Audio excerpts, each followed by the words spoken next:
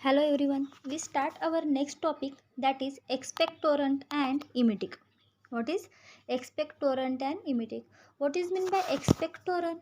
Expectorant are the drug that remove or expel sputum or a secretion from the respiratory tract. असे secretion किंवा असे drugs, असे agent जे काय करतात, रेस्पायरेटरी ट्रॅकमध्ये जे काही स्पुटम आहे, सिक्रिशन आहे, त्याला बाहेर एक्सपेल करायला, रिमूव्ह करायला काय करतात, हेल्प करतात.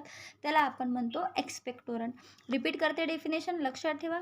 एक्सपेक्टोरंट आर द ड्रग्स दॅट, बघा डेफिनेशन काय म्हणते, expectorant are the drug that remove or expel sputum secretion or exudate from the respiratory tract. Okay, त्याला आपण म्हणू. आता हे एक्सपेक्टोरंट कळलं तुम्हाला, की जे की रेस्पायरेटरी ट्रॅकमधून स्पुटम किंवा एखादा सिक्रिशनला काय करतं, बाहेर काढतं. ओके, रिमूव्ह करतं. पण हे कसं रिमूव्ह करत असेल, आता रेस्पायरेटरी ट्रॅक तर कुठे असते तुम्हालाही माहिती, लंग्समध्ये. ठीक आहे, रेस्पायरेटरी ट्रॅक. ओके, तर त्या ठिकाणून बाहेर कसं पाडणं. ठीक आहे, घसा आहे, घशातून तुम्हाला माहिती ट्रकिया थ्रू लंग्सपर्यंत, तिथून बाहेर कसं काढणार. ओके, तर त्याच्या मेकॅनिझम ऑफ ॲक्शन बघा. मला सांगा बरं सिम्पली, जर समजा एखादं विस्कस, फॉर एक्झाम्पल विस्कस, एखादं फ्लुइड, एखादं सबस्टन्स आहे, जो कसा आहे, विस्कस म्हणजे चिकट. त्याला बाहेर कसं काढणार तुम्ही. एकतर तुम्ही त्याला त्याची विस्कॉसिटी तुम्हाला कमी करावं लागेल. ओके, विस्कॉसिटी म्हणजे त्याचा चिकटपणा. ओके, घट्टपणा जो आहे तो त्याला पातळ करावा लागेल. ओके, किंवा त्याचा व्हॉल्यूम वाढवावं लागेल. त्याचं भरपूर प्रमाणात असेल तर काय होईल, इझिली बाहेर पडेल. किंवा त्याला पातळ केलं तर ते लगेच बाहेर पडेल. ओके, तशाच टाईप मग त्याची मेकॅनिझम ऑफ ॲक्शन बघा. They act on the respiratory tract by 2 ways. Mechanism action of expectorant, they act on respiratory tract by 2 ways. First, by decreasing the viscosity of bronchial secretion. Bronchial सिक्रिशनची viscosity काय करायची, कमी करायची. And दुसरं way कोणतं आहे, by increasing the volume or amount of respiratory tract fluid that are to be expel from the respiratory tract. जे की आपल्याला एक्सपेल करायचं, त्याला स्टिम्युलेशन द्यायचं, जेणेकरून त्याचं व्हॉल्यूम काय होणार, जास्त होणार. एक तर विस्कॉसिटी कमी करायची, विस्कॉसिटी कमी झाल्यामुळे ते कसं आहे ना, फ्लुइड मोशनमध्ये होणार. ओके, मूव्ह होणार इझिली, आणि असं करून तो इझिली बाहेर पडणार. आणि दुसरी कोणती आहे, त्या जे सबस्टन्स किंवा जे फ्लुइड आपल्याला रेस्पिरेटरी ट्रॅकमधून एक्सपेल करायचं आहे, त्याचं व्हॉल्यूम काय करायचं, त्या ठिकाणचं वाढवायचं आहे. ओके, व्हॉल्यूम वाढवल्यामुळे तो इझिली काय होणार, एक्सपेल आउट होणार. बघा, they are classified as sedative type and stimulant type. मग एक्सपेक्टोरंटचे टाईप कोणते आहेत, 2.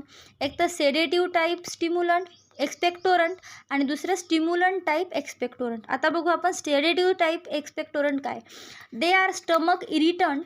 दे act reflexly by irritating the gastric mucosa and stimulate the respiratory tract secretion.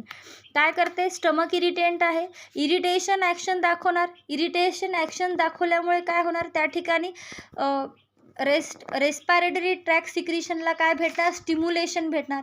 आणि त्या ठिकाणी त्याचं बल्कीनेस काय होणार, वाढणार. त्याचं एक्झाम्पल कोणतं आहे, antimony potassium tartrate, ammonium chloride, sodium citrate किंवा पोटॅशियम आयोडाईड. हे सगळे काय सेडेटिव्ह टाईपवर ॲक्ट करणार आहे. मेकॅनिझम सिम्पल आहे. काय करणार, रेस्पायरेटरी ट्रॅकला स्टिम्युलेशन द्यायचे, पण कसं, गॅस्ट्रिक म्युकोसाला काय करायचं आहे, इरिटेशन द्यायचे.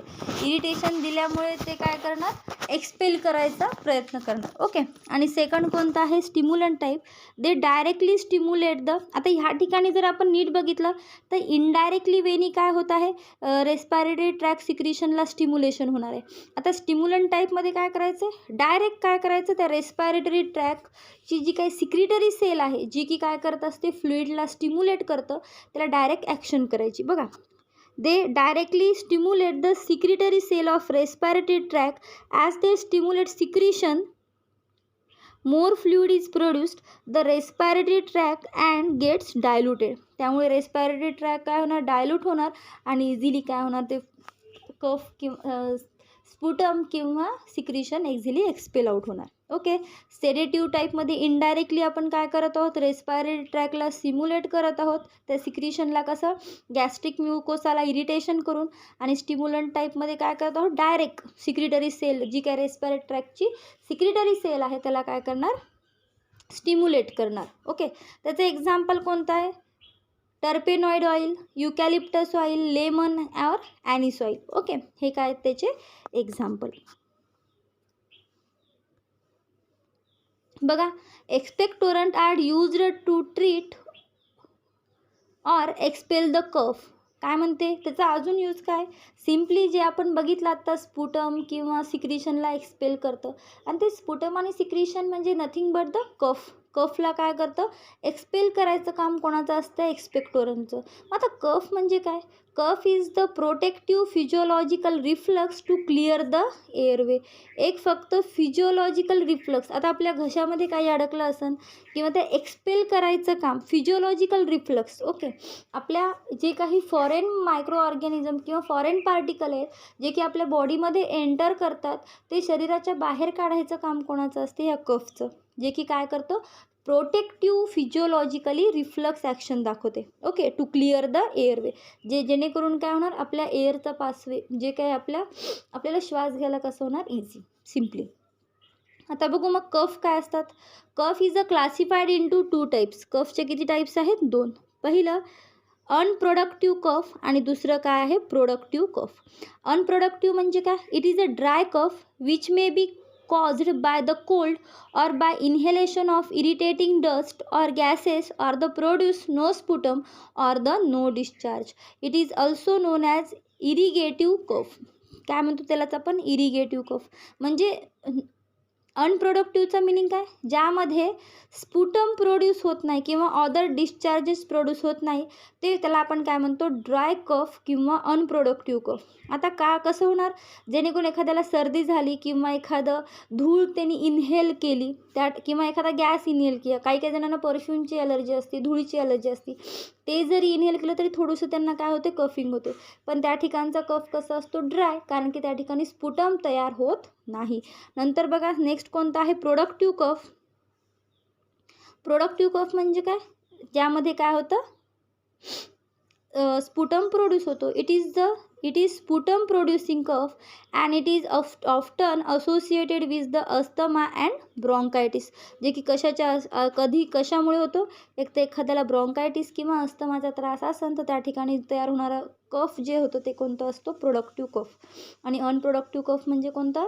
ज्या ठिकाणी स्पुटम तयार होत नाही, पर्टिक्युलर एखादं इरिटेटिंग डस्ट इनहेल केलं, गॅस इनहेल केलं किंवा कोल्डमुळे झालं असेल तर.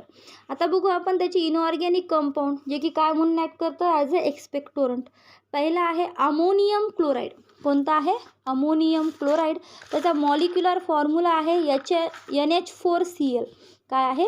NH4. बघा, NH4Cl. It is a salt. Okay, काय? हा साल्ट आहे.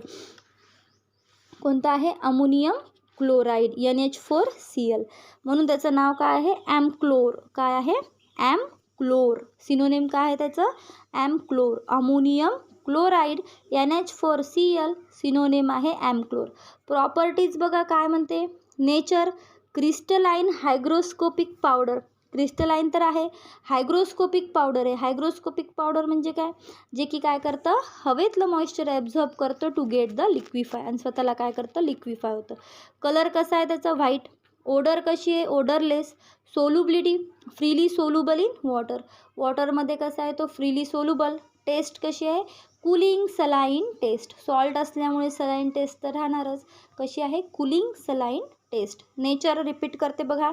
Crystalline hygroscopic powder, colour white, odourless, solubility salt असल्यामुळे, क्रिस्टलाइन पावडर असल्यामुळे कसं आहे?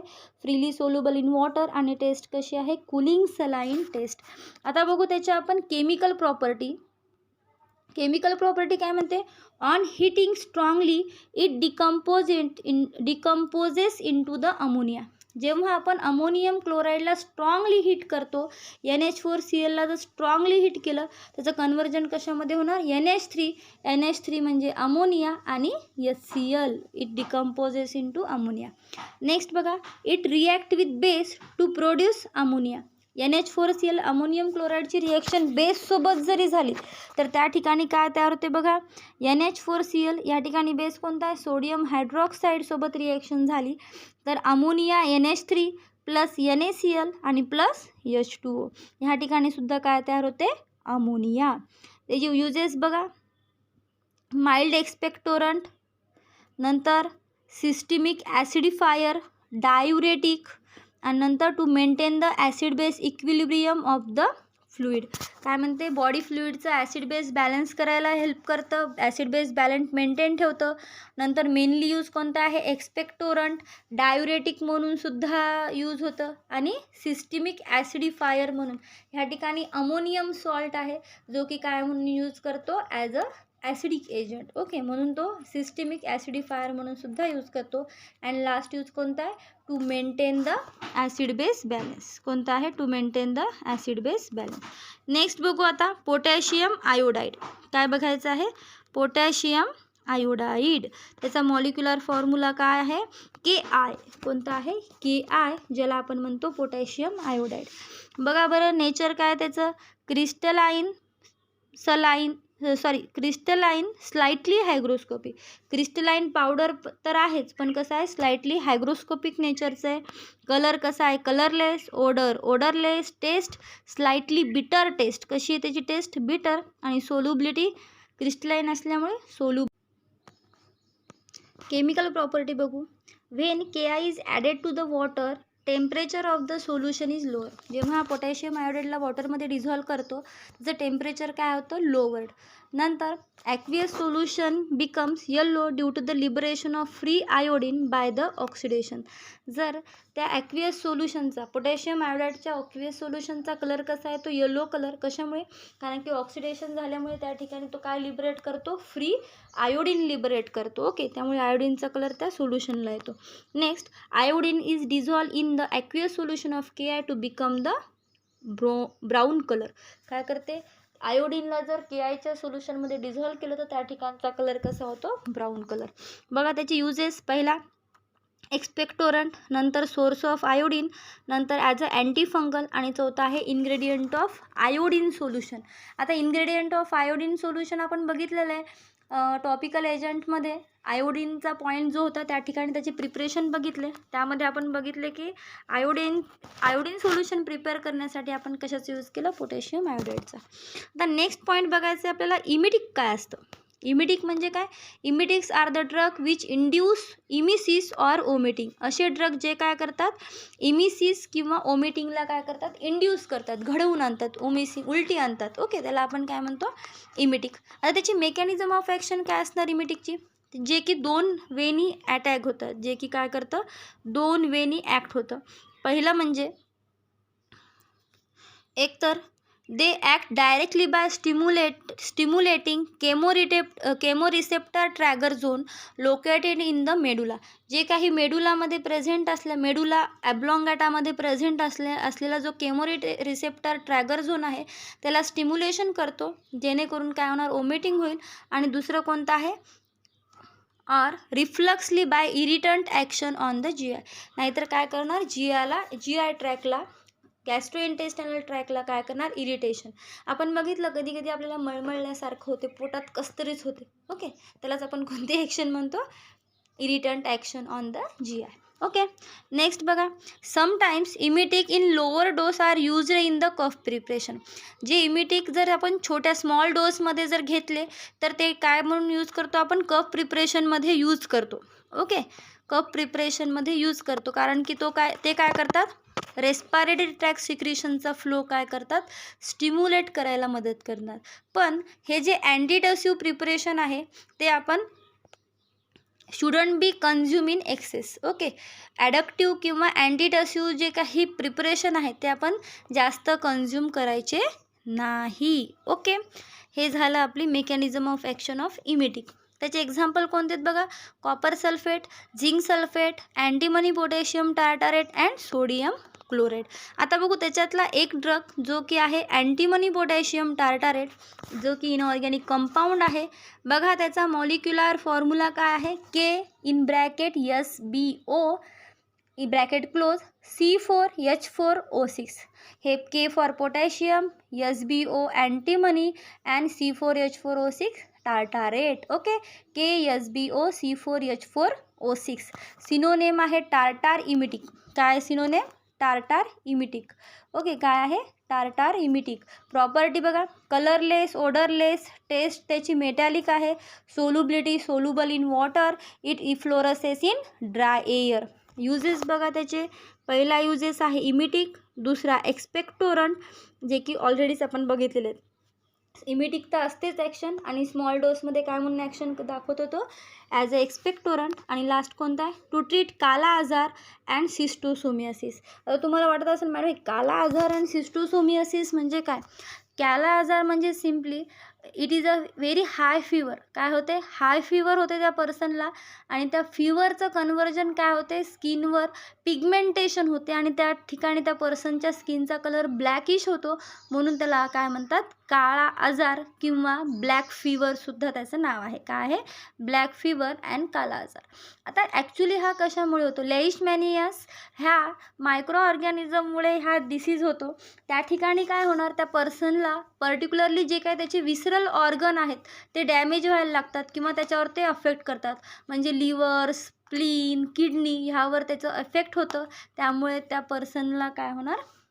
फीवर येतं, आणि त्या फीवरचं कन्व्हर्जन कशामध्ये होते? ब्लॅक पिगमेंटेशनमध्ये. ओके, ज्याला आपण म्हणतो काला आजार.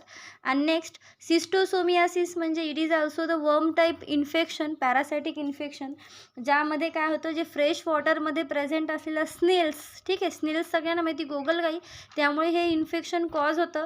जर एखाद्या गोगलगाईमध्ये जर सिस्टोसोम नावाचे जर मायक्रो ऑर्गॅनिझम प्रेझेंट असतील, ते डायरेक्टली त्या वॉटरमध्ये जातील, आणि जर ते वॉटर आपण इनटेक केलं तर डायरेक्ट ते आपल्या बॉडीवर अफेक्ट करते, पर्टिक्युलरली तेच विसरल ऑर्गनवर, स्टमकवर. त्या कंडिशनला आपण काय म्हणतो? सिस्टोसोमियासिस. ओके, आणि काला आजार. ओके, हे झालं आपलं expectorant and emetic chapter. Okay, व्यवस्थित वाचा, काही डाऊट असेल तर विचारा. Take care, bye bye.